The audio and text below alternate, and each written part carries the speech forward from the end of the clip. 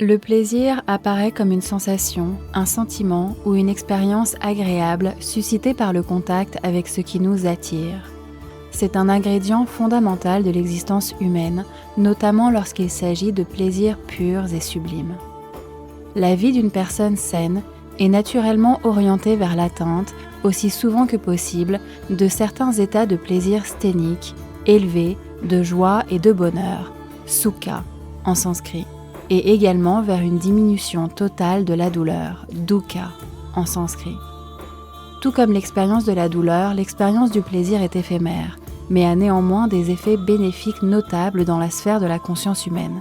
Un exemple significatif de plaisir élevé est l'union érotique d'un couple spirituel aimant.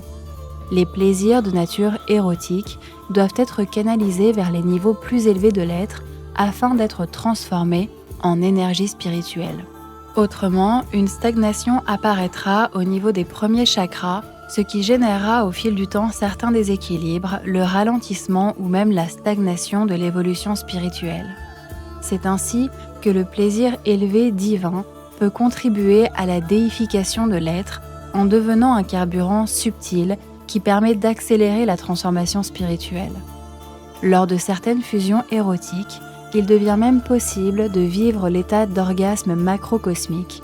Cet état de plaisir particulièrement intense devient alors l'étape qui conduit à l'atteinte de l'état d'extase divine, samadhi.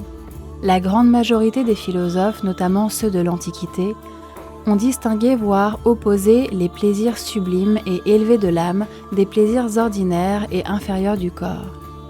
Le yoga distingue les plaisirs purs que l'on ressent en cultivant certains attributs divins dans notre vie, tels que l'amour, la bonté, la compassion, l'éros pur, l'humour, la bienveillance, etc., des plaisirs inférieurs caractérisés par une fréquence vibratoire basse. D'un point de vue ésotérique, il existe 7 formes distinctes de plaisir étroitement liées aux 7 chakras ou aux 7 niveaux de conscience de l'être humain. Dans le tantra, l'acte créateur de Dieu s'exprime par un plaisir pur et extatique.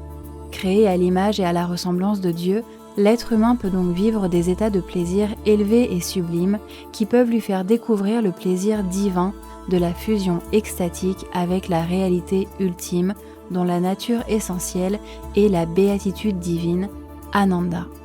Il est ainsi nécessaire pour l'être humain qui aspire à évoluer spirituellement d'accélérer sa transformation intérieure en combinant toujours les plaisirs élevés divins avec la nécessité de l'ascèse et la pratique spirituelle, car un chemin spirituel triste et fastidieux est une transformation illusoire.